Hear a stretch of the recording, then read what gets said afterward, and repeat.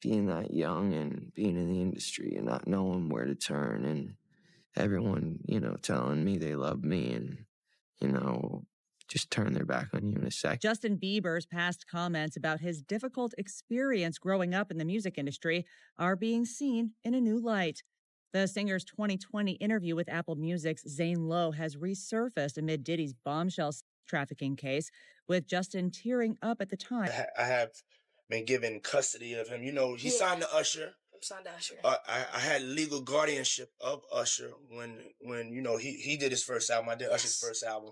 I don't have legal guardianship of him, but for the next 48 hours, he's with me. So and we gonna go full crazy. Because once you get there, the party really starts. Yeah. You know what I'm saying? I got you. I promise you, I'm not gonna let you down on this big one. All right, For good. real. Good. Your shoes, your feet are gonna have blisters. You're gonna be dancing so hard. Trying to sell him out so he'll feel too embarrassed to file his lawsuit against Diddy for what Will and Diddy did to him. With Jaden and Justin present that week. CNN is now. For years, the world watched Justin Bieber grow up in front of millions of cameras. A child discovered on YouTube turned into a global superstar before he even understood fame, and guided by some of the most powerful names in entertainment.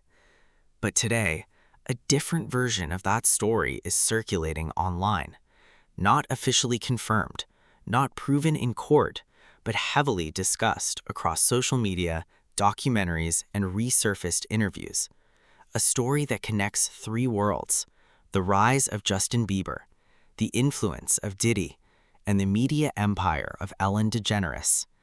And as old footage resurfaces, fans are asking one question: was Justin Bieber simply a lucky discovery, or was he a child growing up inside a system too powerful to understand? Is that going to be a new thing? Are you going to try to be early? Yes, I'm trying to be early. Are you going to be early for my party? Yes, I am. No. No. I have to arrive fashionably late. All right. Not too late, though. Not too late? Not too late, please. What time would you like me there? I'll tell you later. Okay. But not too late.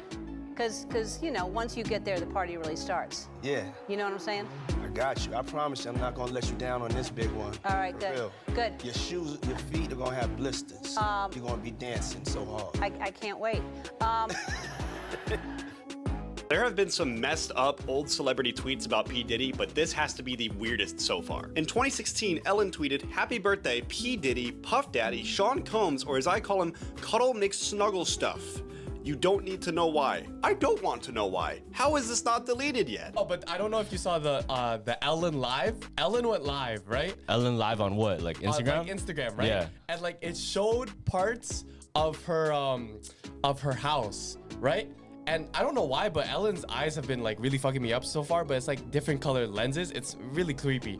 But all the paintings that are in her house are done by this guy who does I guess certain rituals, satanic rituals. Yeah. And you can see in one of the paintings, there's triangles and shit like that, right? And I read up more about it. Those triangles are the same triangles that they do when they try to summon something. Oh, so fuck. every time Ellen has 3 pictures specifically. Yeah. And one, it was so fucked, but in quotation marks, it spells out revenge. Revenge of what though? Revenge. I don't know, but that was part of the picture. I'm Yeah. like, yo, I have a chain that's exactly like that. That spells out revenge. I was like, oh, I gotta throw that shit away. When I came on the show, I was gonna be completely honest and expose myself to the world. I stay up till maybe 6 in the morning. I'm back up at 10:30, 11. 6 in the morning? What do you do every night till 6 in the morning? You don't go to clubs every night. No, I mean, I make love a lot.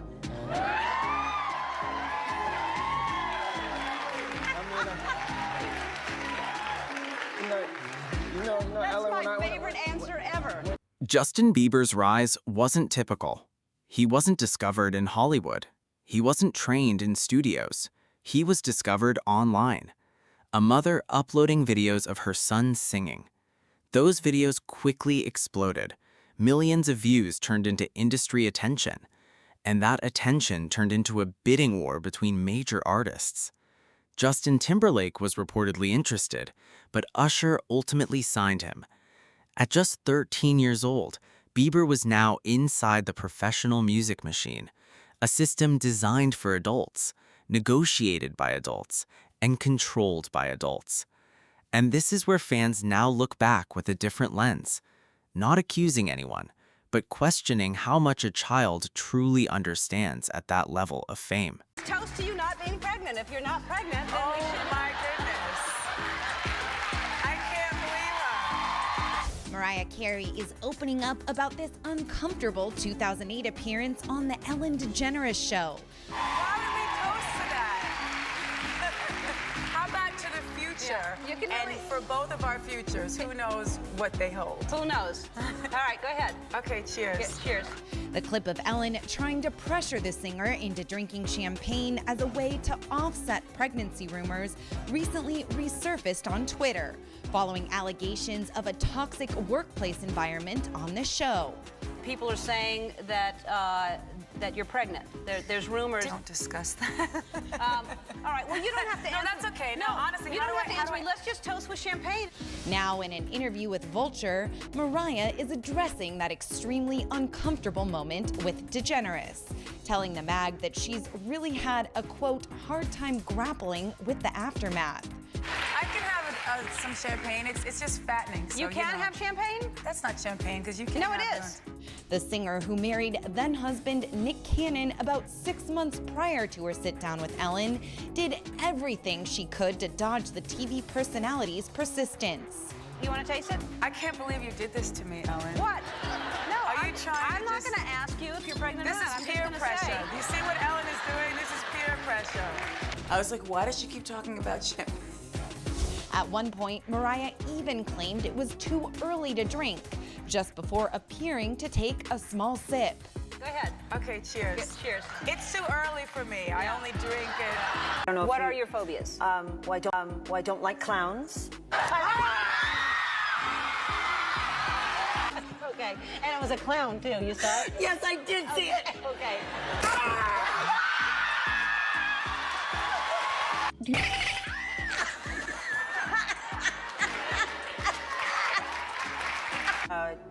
Trypophobia, which is basically a fear of any holes that I don't like the look. That's I mean, I really actually have a real problem looking at it. Why? So let me know when it's gone. And it wasn't just celebrities who had bad. In recent years, Diddy Combs has become the subject of serious legal allegations and multiple civil lawsuits.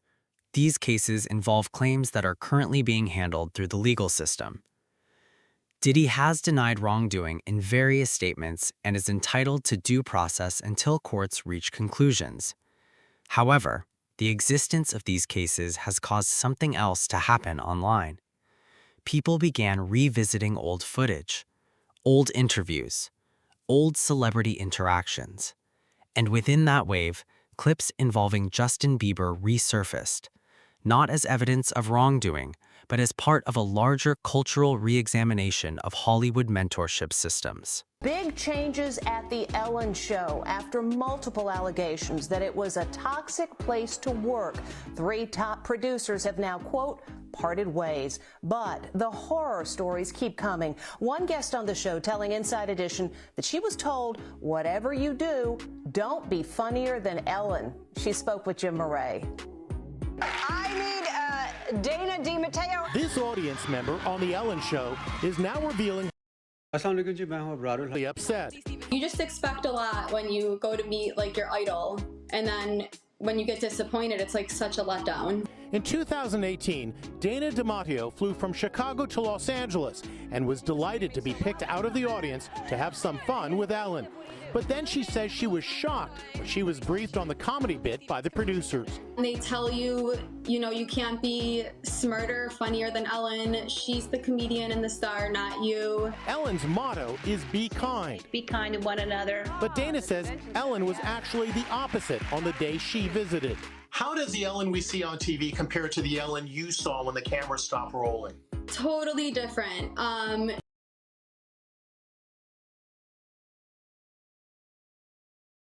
Opposite on the day she visited. How does the Ellen we see on TV compare to the Ellen you saw when the camera stopped rolling? Totally different. She would only speak to the audience when the cameras were rolling. As soon as they turned the cameras off, she would not even acknowledge the audience. She would just sit on the couch, basically. Even when she exited, she just said what she had to say on camera and then walked off. Dana appeared in the Make It Rain segment, where guests can be drenched with money or water after they answer trivia questions. Wet and shivering, Dana says she was treated horribly by producers afterwards. They told us they were gonna give us dry clothes to change into, so they had us like waiting in a hallway by the bathroom, and it's almost like they forgot about us because we were waiting there for a good 45 minutes. And finally and it was freezing cold. On Monday, Ellen remotely addressed her staff about the current allegations of turning a blind eye to a toxic work environment. She reportedly teared up and apologized, saying she's not perfect, and calling the disturbing allegations of the atmosphere on her show heartbreaking. She also responded to rumors that staffers are not allowed to look her directly in the eye, calling them crazy and not true. Former Ellen Show producer Hedda Muscat doesn't buy Ellen's tearful apology. You can't wake up 17 years later and say, oh, I didn't know, I had no idea. You were part of that. You're the one who knew about it, you witnessed it, you encouraged it. Warner Brothers also announced a major shakeup at the show. 3 top-level producers are out after staffers accuse them of misconduct. They are Jonathan Norman, Kevin Lehman, and Ed Glavin. A photographer caught up with Kevin Lehman today. Kevin, do you think you and the other producers deserve to get fired? He didn't respond, but his attorney calls him an innocent man and popular figure and says he is devastated by being scapegoated. Jonathan Norman has denied all allegations. Ed Glavin has not responded. We reached out to Ellen's representatives and were told they had no comment. The fallout with... At the same time Bieber was rising in music, Ellen DeGeneres was at the peak of daytime television. Her show was a cultural phenomenon, known for kindness, generosity, and viral celebrity moments. Justin Bieber became a frequent guest, one of the most recurring young stars on the program. For many viewers, this looked like harmless entertainment, but years later, critics began to re-examine the power imbalance. A teenage global superstar interviewed by an adult host inside a live studio audience with millions watching at home. And while nothing illegal or proven misconduct has been established in this context, the optics alone became part of internet debate. 2 lesbians, one being Ellen DeGeneres, who was the dancing comedian who was a nightmare off set, and the other one was Rosie O'Donnell, who represented the LGBT movement in the 2000s, but what was really weird is the two actually hated each other, and now Rosie O'Donnell's come out trashing Ellen. Both of these 2 actresses came out very publicly, where Ellen DeGeneres had a sitcom in the 1990s, and she came out in 1997, but the controversy led to the show being canceled. Then in 2002, Rosie O'Donnell came out as a lesbian a month before her talk show and did what the whole world saying, duh. And in the 2000s, a lot of people started to compare Ellen DeGeneres to Rosie O'Donnell because she was the one who took Rosie's time slot on cable TV for The Ellen Show, which began in 2003. This got strange in 2005 when Ellen DeGeneres was on the Larry King Show and she said she didn't know anything about Rosie O'Donnell and she didn't know her personally. It really made no sense seeing how they were photographed numerous times at events together, sat at the same table, and Rosie O'Donnell years later came out saying until that moment she thought Ellen was a friend. I think that was an early sign Ellen was a C-word behind closed doors, and with that I'm Charles Pearl, subscribe for It's a tough thing. And now Ellen has become a hot topic. The most controversial resurfaced moment involving Bieber and Ellen wasn't about conspiracy. It was about privacy. Justin had been photographed without consent while on vacation in Bora Bora. The images spread globally, and later the topic was referenced on national television during an interview segment. Some viewers saw it as comedy, others saw it as uncomfortable timing, and it sparked a broader conversation. Should private moments of young celebrities ever become public entertainment material, especially when those celebrities are still early in their careers? Rapid-fire clips from the files, like this one, where Epstein is seen chasing around 2 girls in the kitchen. You may have seen it before, but take a look.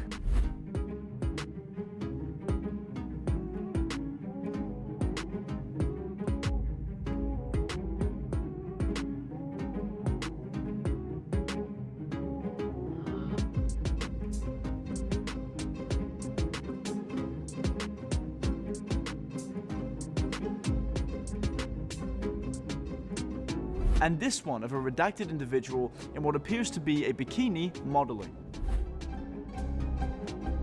some conspiracies, and I want to talk to you about what the internet has been cooking up, and this one is insane. I need to address something that's been blowing up online since these files started dropping, because every time these documents like this get released, the internet does what the internet does. So there's a claim circulating right now that the Epstein files reveal Ellen DeGeneres as, and I'm quoting this directly from the posts, Hollywood's most prolific cannibal, that she consumed human flesh. People are sharing distorted images of her face, writing paragraphs about underground dystopias, calling her a vampire. Now, these are completely unfounded claims with no evidence to back them up. So let's take a look at what's actually in the files. Ellen DeGeneres is named in the Epstein documents, and that part is real. Her name appears in the broader index of over 300 high-profile individuals that show up across the investigative materials. You know, flight logs, communications, third-party interviews, peripheral records. But here's the thing that people either don't understand or As these old clips resurfaced, social media platforms became flooded with interpretations, some analytical, some emotional, and some completely unverified. It is important to separate fact from speculation. There is no verified evidence that connects Justin Bieber to any criminal activity involving Diddy or Ellen DeGeneres. Many viral claims circulating online are based on interpretations, not confirmed documents or legal findings. However, what is real is this. Justin Bieber has openly discussed mental health struggles, pressure, and emotional exhaustion throughout his career, and those statements have fueled ongoing conversations about child fame and industry pressure. To go online and see the video that he shot in Iceland. Exploring. It was fun. Yeah. I can't believe you got in that water. It was so cold. It was like 50 degrees. Look at you. So it's a beautiful video. So if you want to see the whole thing, it's gorgeous. Speaking of you in your underwear, let's talk about the paparazzi shot in Bora Bora. Okay. So you are obviously in a private bungalow. Yeah. Back there where you came out from before. I got it. I'm gonna pull up my pants because you always do that thing where you show all my pants down, and it's really annoying. So I'm gonna, just for you.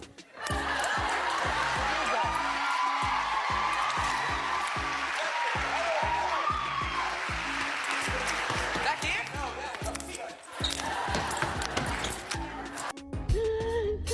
My baby. My baby. Justin Bieber is here. Bieber. All right.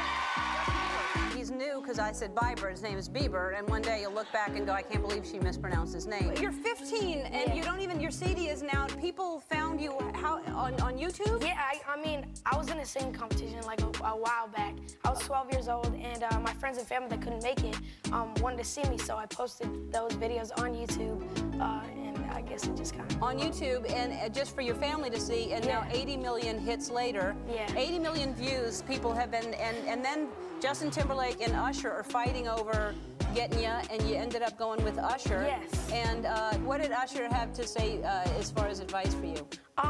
Definitely just to stay humble. I mean, that's probably the most important thing. If I just stay humble and stay on the right path, anything's possible. Exactly, because you have the talent, you have the charisma, you're just as cute as you can possibly, you couldn't be cuter. Thank you. I mean, you may be peaking right now, be careful.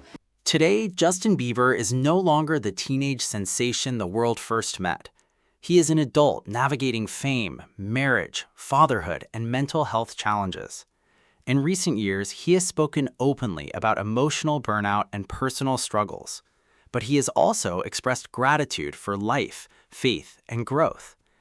And while internet theories continue to circulate around his past, only Justin Bieber knows the full truth of his personal experiences. What remains clear is this.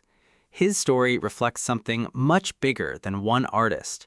It reflects the pressures of growing up inside global fame. Some water. No, I don't know if guys have noticed this, like a lot of ladies drink water at parties. They just, so you have, if you don't have what they need, they're gonna leave. Right. Gotta keep them there. Right. You need locks on the doors. Okay, this is sounding kind of dangerous now. It's a little kinky, but rock with me, but just check it out. You need a lot of heat. You mean that physically the place has to be hot? You don't have no air conditioning. No air conditioning? No. Why is that? Heat affects the alcohol, and it also affects, like, everybody gets a little bit more comfortable and loose. It builds up a nice little sweat.